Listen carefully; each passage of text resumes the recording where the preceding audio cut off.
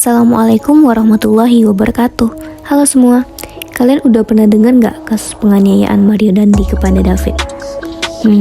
Kayaknya udah pada banyak yang tahu deh, karena kasusnya masih viral belakangan ini.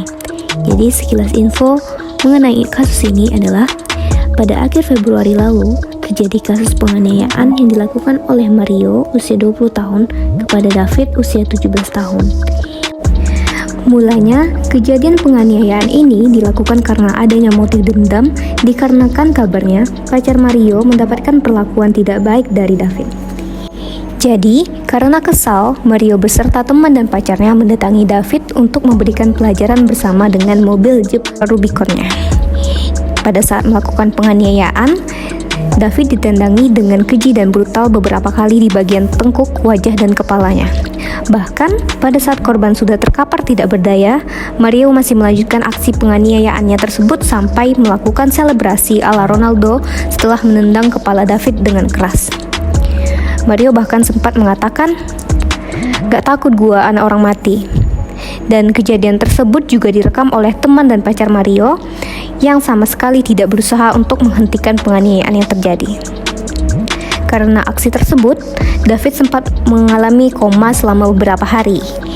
Kasus ini sekarang masih dalam proses pengadilan untuk menentukan hukuman apa yang pantas untuk pelaku. Jadi sebenarnya kenapa sih Mario yang notabene-nya merupakan seorang dewasa yang berusia 20 tahun tega berbuat keji kepada David? Baiklah, jadi kalau dilihat atau diulas dalam pandangan psikologi forensik, orang dewasa ini seharusnya mudah atau sudah memiliki pola pikir yang rasional dan matang, yang mana mampu membedakan perbuatan mana yang salah dan benar.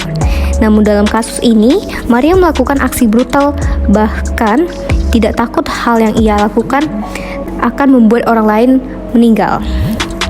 Jadi latar belakang Mario nekat melakukan penganiayaan tersebut dikarenakan adanya motif sakit hati dikarenakan pacarnya diperlakukan tidak baik oleh David. Faktor pendukung yang dapat menjadi alasan Mario melakukan penganiayaan dapat disebabkan karena adanya over pampering atau pemanjaan secara berlebihan. Jadi pemanjaan secara berlebihan ini dapat dilihat dari gaya hidupnya yang mewah dan flexingnya yang ia lakukan di media sosial. Mobil Jeep Rubicon mahal yang ia bawa saat melakukan penganiayaan dianalogikan sebagai senjata.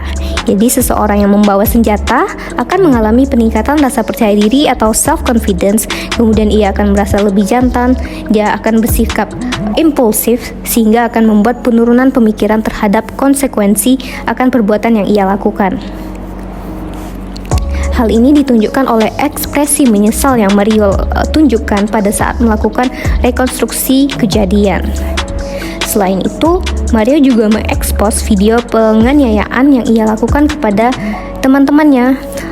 Jadi hal tersebut mengindikasikan bahwa ia merasa bahwa perbuatannya keren sehingga patut untuk mendapatkan pujian serta kekaguman. Ia juga dinilai tidak memiliki empati karena tidak memiliki perasaan bersalah setelah menganiaya korban.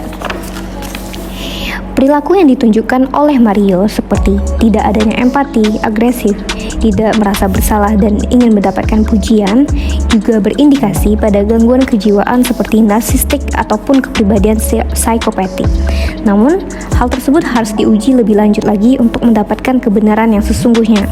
Jika Mario terbukti memiliki gangguan kejiwaan, maka hukum pidana yang akan ditetapkan juga harus disesuaikan sesuai dengan gangguan kejiwaan yang ia miliki. Kemudian, menurut ahli forensik yang mengamati kasus penganiayaan yang dilakukan oleh Mario ini, ia mendapati bahwa Mario ini memiliki empati yang rendah. Menurutnya, hukuman berupa kurungan kurang efektif untuk mengubah perilaku Mario tersebut. Jadi upaya yang dapat dilakukan untuk menumbuhkan empatinya adalah dengan menerapkan hukum pidana dibarengi dengan kerja sosial. Hal tersebut dikarenakan kerja sosial ini dapat dinilai menumbuhkan empati pada diri individu. Diharapkan pada pelaku-pelaku akan diberikan hukuman dengan seadil-adilnya. Selain itu, diharapkan juga agar David yang merupakan korban dapat lekas pulih keadaannya. Oke, baiklah. Sekian penjelasan dari saya mengenai kasus penganiayaan David oleh Mario dalam sudut pandang psikologi forensik. Semoga viewer dapat mendapatkan insight dari penjelasan kasus tersebut. Sekian dari saya, Bunga Claudia. Wassalamualaikum warahmatullahi wabarakatuh.